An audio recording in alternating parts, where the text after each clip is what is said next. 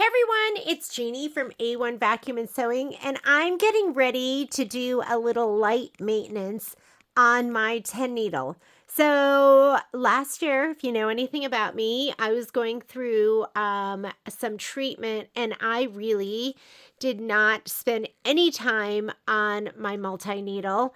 So I'm getting ready to fire it up. This is fall, and the fall time is the right time to start needling on my multi-needle. So let's go ahead and get started. And what I'm going to start out with is, let's just start out with cleaning out this area. And I have to be honest, it's probably not going to be very dirty at all, because last night I thought I was filming a video, and I did all of this last night. But when I went to watch the video, it was only 3 minutes long, which it definitely took me longer than that. So I honestly don't know what happened. But I'm just going to go here to my accessory case. And in my accessory case, I have a fantastic screwdriver. Here it is. And this is what you're going to use to take off your needle plate. If you have an older version, doesn't have this, you're going to have a Phillips head screwdriver that is shaped like this, and like this. So Phillips head, and then it's big in metal and Phillips head. But this is what comes with the new ones. So let's go ahead, and I'm going to do a little zoomy in. Am I at one? Okay, there we go. And we're just going to take off these two back screws. So every once in a while, you might want to just take this off and clean out under your needle plate. So I'm just going to get these going. Once you get them going, then you can just kind of twirl them with your fingers, really. They just kind of, well, maybe I got to get this one going a little more. Or maybe I'm only good at twirling with one hand. So I'm going to go ahead and take these out.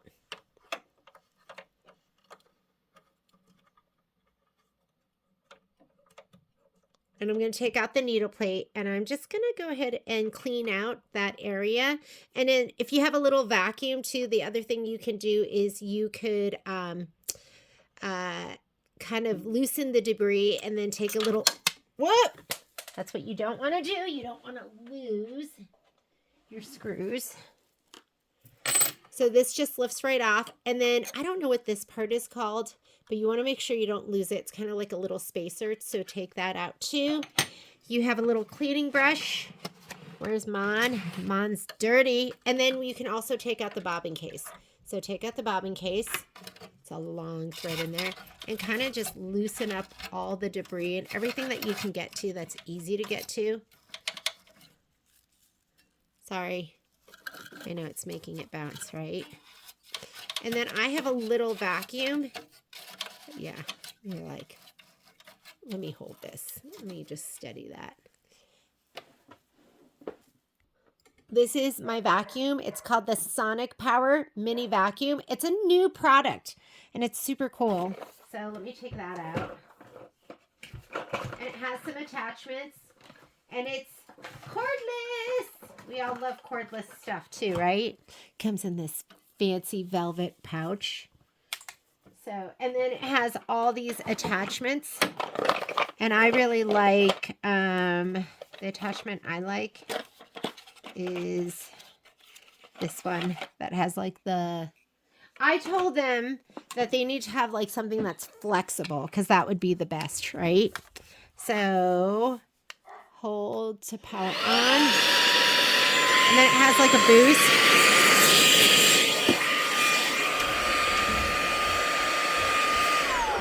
Sorry. Ooh, look at that zoom in. Let me see. I'm so bad at this.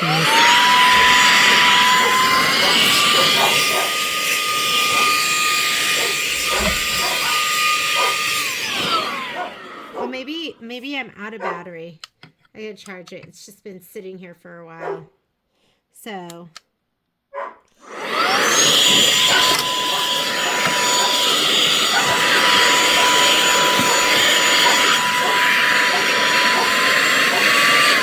Okay, I'm going to turn that off for now. I just loosened everything up. Sorry, dogs want to be in here with me, and I'm saying no. Now I'm going to put everything back. I mean, mine's really clean because I actually cleaned this yesterday. So I'm going to put this on first. It'll just fit right on there. And then I'm going to put my needle plate on next. And don't be scared or afraid to take that off. It's really, really easy. And just loosen everything up. Believe me, yesterday this was much dirtier. But like I said, this is the second time I'm doing this. So, okay, so we'll twirl that little puppy on. And we'll tighten it with the screwdriver. Let me get this one next.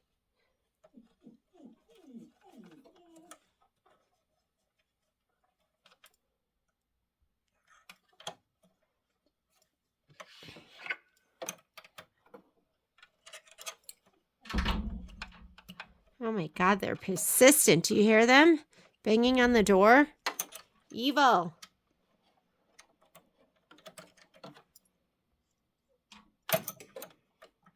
Oh. Did you see that? I just hit it and bounced it. There we go.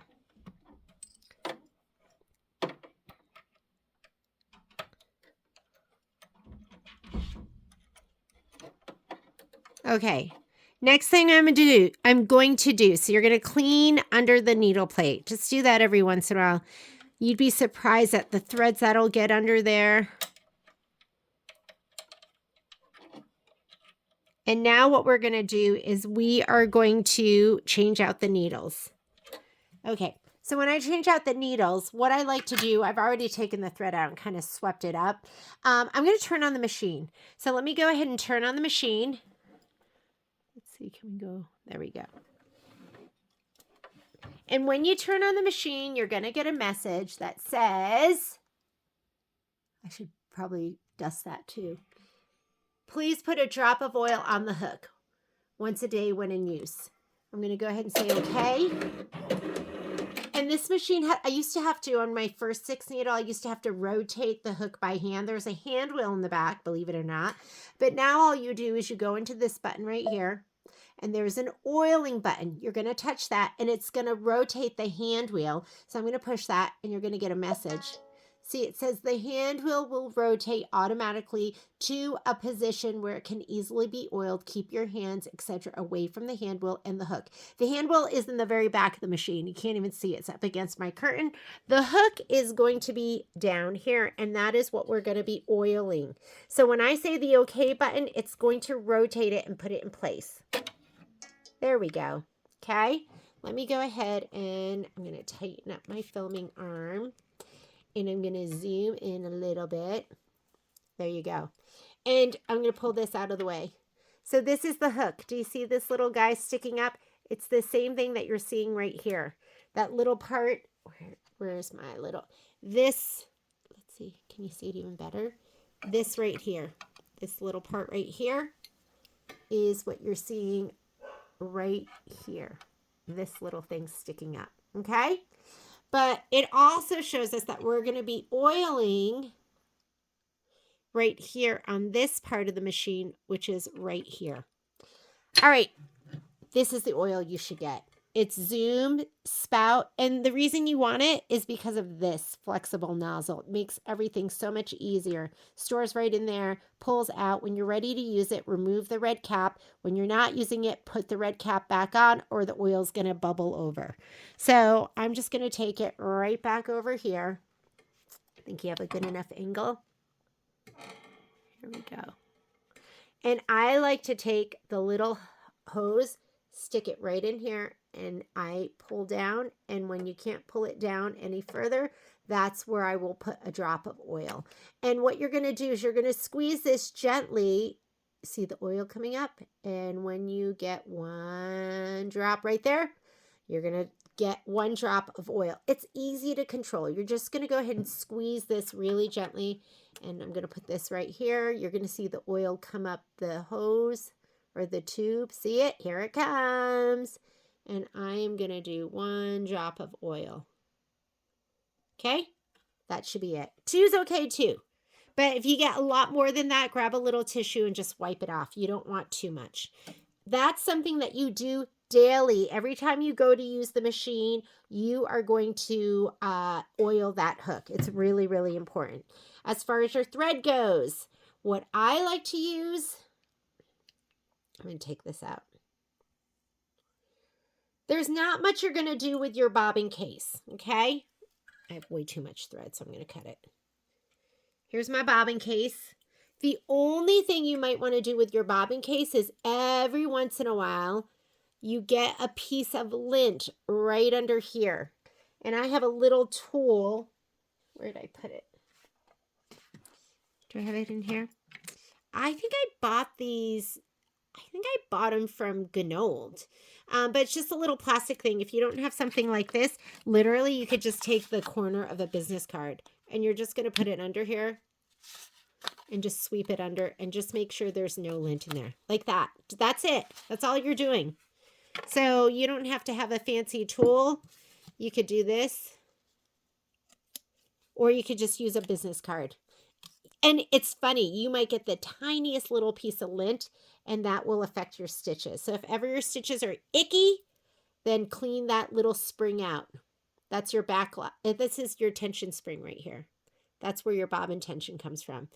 I like to use Magneglides, and it has a magnet. This gray side is the magnet side. This side is the non-magnet side. So you always know which way to put it into your bobbin case.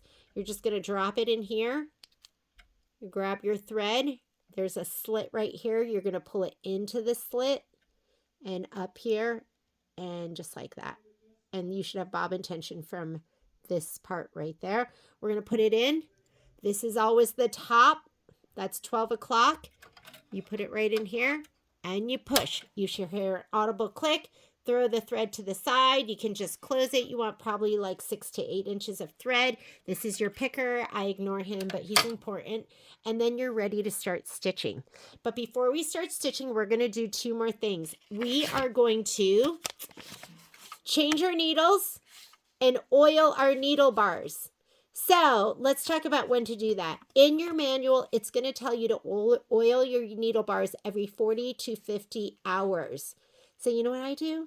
I usually do it every 45 hours. As far as needles go, since it's every 45 hours, I usually will do this at the same time. The next 45 hours, I'm going to oil my needle bars. And then when it's 90 hours, I'm going to change out my needles. So that'll be my schedule. So the last time I did it was at 137 hours. Okay? How do you find out how many hours you're at? And this little thing, I just keep it right here on the side of my machine so I always know where it is. And that's where I update it. Okay? Let's go into our settings. How do we do that? Can I get out like that? I'm going to go okay because we oiled. It's going to return our bobbin and the hook thing back to its normal position. You're going to go to your settings button, which is right down here. And on my machine, it's always one of the last pages. So I'm going to go backwards. That's page 11 of 11, 10 of 11, and 9 of 11, and right here. So on my page, I'm going to have, this is going to be my total stitch count. These are my total hours. So this is my total hours. I'm at 168 hours. If I was really doing this at 45 hours, I'd have a little bit more, a longer ways to go. But my machine has just been sitting here. It really needs a spa day. I'm just going to change everything now. I'm going to change needles and I'm going to oil my needle bars. So I'm just going to write in here 168. Let me grab a pen. Of course, I should have one. That would be too organized for me. Okay, let me grab a pen.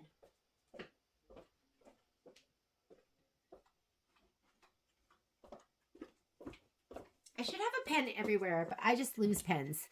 So instead of, like normally I would have written 45 and done it there, but I'm going to do it at 168. So I'm just going to go ahead and just go 168, 168.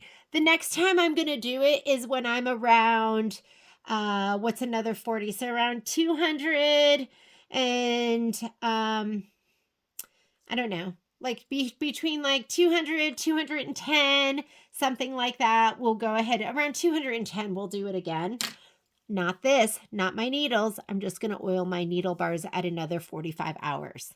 And then when it's 90 hours, then I'll change out my needles. How do I figure out the needles? Well, I always go 8 hours per needle. I have 10 needles. That is 80 hours, and then I always add a little bit. So 90 hours to me is kind of perfect. But sometimes you'll have to change needles as needed. Sometimes you might have something break, but I like to just do it. I am not good at the every 8 hours thing. So I'm happy that I do it every 80 to like 90 hours to even 100 hours. And you spread the love. Like if you always use needle number 1 for everything 1 and 2, then maybe you need to change those earlier. But what I try to do is I try to spread the love, and like I'll put like ones that I'm going to be using a lot over there, my thread there, and I just try to move it all around. I'm going to put this back on the side of my machine. Let's go ahead and let's change our needles. I'm going to get out of this screen. I'm going to say okay. And this is the screen I'm going to go to where I can go to the different needles. So I'm going to go ahead and touch that. And now I can go to any needle I want. I pulled my thread out. And now we're going to remove our needles. So let me go ahead and aim this up like that. Here, how's that? Okay. All right, taking out your needles. So, maybe I should have a different angle because my hand's going to be in the way. I'll just do these first over here. You're going to take your screwdriver. You have one like this. I don't know where mine is. Guess what? The same screwdriver that works for my Triumph works for these. So there is a little spot right here for your screwdriver. And literally, I'm going to put my hand here and I'm just going to turn it like twice or 3 times, 2 or 3 times. And this will just fall out. Okay? And then you want to throw it away in something where you're not going to poke yourself. And we're going to go ahead and remove all of these.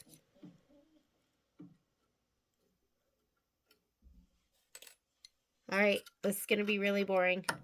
Let me go ahead and take these out. Now, what needles should you be using? So these come with a needle. They're the EBBRs, and they come with 7511. Are there other needles you can use? Yeah, you can use other needles, but you're really supposed to stick to the EBBRs. What makes those special is they're slightly ballpoint. So you can go between your knit fabric, your woven fabric, and it should be fine. So I like to stick with my EBBRs. Do I have a pack right here to show you? We carry them at the store. They come in a 10 pack. Here we go. These are the EBs and these are the 9014s. And I have these here, but I really prefer my 7511s. And the reason I like my 7511s is because I always go bigger needle, bigger hole. So I like to use the 7511s over the 9014s. 9014s are bigger. But if I was embroidering on maybe, let's say, denim or something like that, then I would go up to a 9014. Or if I was going through a lot of layers, or maybe if I was doing freestanding lace, then I might go up to a 9014. Okay, I have 2 more to take out. I also use dime needles too, because they carry the EBBRs. But what we carry at the store normally are the Oregon needles. And I think this is like, I forget, maybe this is like $10 for the pack. So I would say get a pack and have an extra pack. 1 to show and 1 to go. Okay, needles are done. Now you're going to get your new needles. How do you put them back in? What I like to do, you do have a tool that comes with the machine. Let me get it. It looks like this, and guess what? It's multi-purpose. So that's to get your thread behind the thread guide, but you can push it out like a plunger. Do you see that? And then it makes it so you have this space right here. You can grab your needle. It's called a needle exchange tool. Open it up so that little part is open. Maybe I should zoom in for you to see that. Okay, here. Here we go. See it? And then you can grab your needle. Oh my God. Those fingernails look scary. Do you see that? Little plunger part, and then it holds it. And then you want flat to the back. So you can go ahead and go like this and then put it up flat to the back, right up through that hole, and then screw it in. I don't like that. So I never use that tool because I feel like I need to be able to touch it with my finger and make sure the flat is in the back. So what I like to do is I like to just put it up through this hole. I can feel the flat to the back and I just go straight up.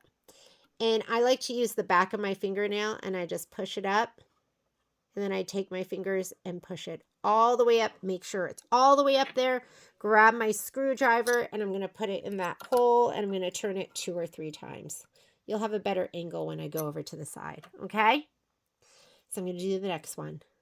And it's up to you. You got to make sure it's up all the way. If it's not up all the way, guess what? Your threader's not going to work. And if it's down really low, guess what else? You can bend your threader and then you have to go in and it's not anyone's fault but yours. Then you have to take it into the shop and have them fix the threader for you. But if you put your finger here, that is not up all the way. Grab it and push it all the way up. Do you see the difference? That's where it's going to be if it's resting on your fingernail and you push it all the way up. Make sure that you get it all the way up. Sorry for the angle. It'll get better as I move over. All right, I'm going to put in all the needles. Once we're done putting in the needles, then we're going to iron the needle. We're going to iron. We're not going to iron. We are going to oil the needle bars. Oh my goodness, do you hear my, like, Poppy sounds like a little piggy snorting at the door. Okay, here. I want to feel that again. I like to not use that tool because I got to feel the flat to the back. And I don't want to accidentally have it twirl, get it in there, try and thread it and bend my threader. Now I'm scaring you because you're like, I don't want to bend my threader. Yeah, well, be careful. Be careful. How's that? Is that a bit better angle for you to view? There we go. And actually, I put these in last night. They were brand new, so I just took out my brand new needles, and I'm putting in my brand new needles. If you go to thread these and they don't thread, your needle's not all the way up.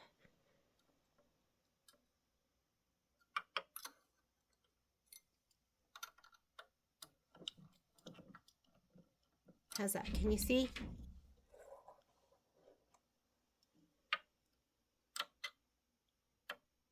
Yeah, how long have I been? Okay, I've been filming 22 minutes. So that's what happened yesterday. My video that I did was only 3 minutes. I was like, are you kidding me? I guess I just needed the practice. No, Poppy, not right now. She's not allowed in because she will, it's just destruction. Patrick went outside this morning. We don't know when she did it, but she got in all my planters, ripped out all of my hydrangeas. They were thrown across the patio, dirt everywhere. She hadn't done that in so long. We usually shut the upper part of our porch because of her, the upper part of our patio. She hadn't done that in so long. It was like, oh, maybe she outgrew it. Nope. And then she looks at you like, what? I didn't do anything.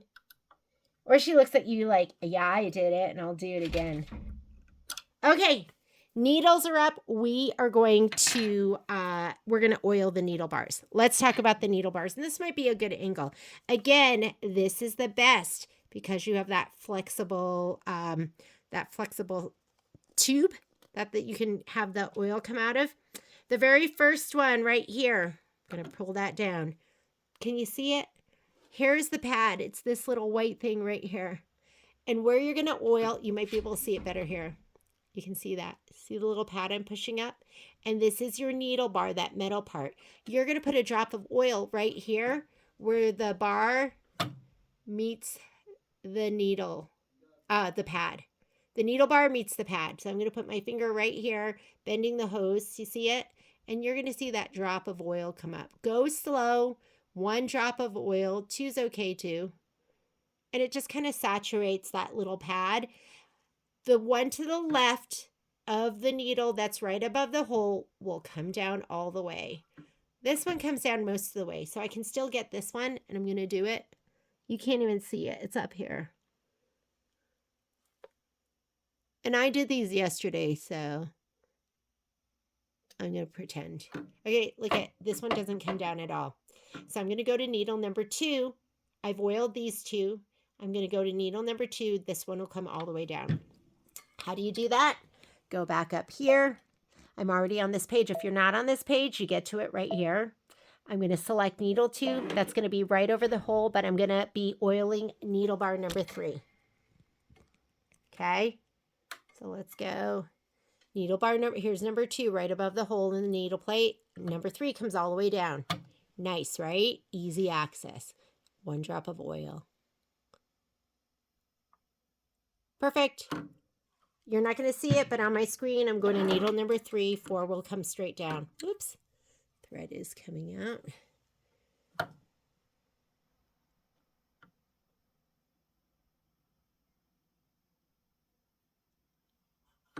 On my screen, I'm going to needle bar number 4. 5 will come all the way down.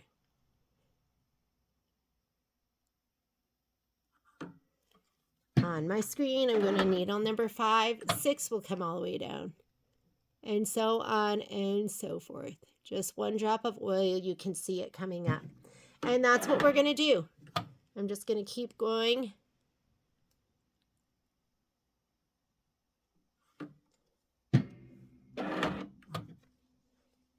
And this, every 40 to 50 hours is what it tells you to do. So like I said, I usually do it every 45 hours. And in this case, I'm doing it 1 day later. Haven't even put any stitches on, but it's okay. And this is needle bar number 10, done. Okay? So that's it. I mean, my machine could use a little dusting, but that's kind of what you're going to do for maintenance. You could... I'm trying to think of the other things you want to do. That's really the important stuff. Make sure you oil this daily or before you start using it every single time. Change out your needles every 8 hours per needle, so every 80 hours. And then oil your needle bars every 45 hours, every 40 to 50 hours, and you should be good to go. So let's get ready to fire it up. I'm going to get ready to work on Midnight Delivery by Thomas Kincaid. It's an OES detailing scene, and I will see you later. Thanks. Bye.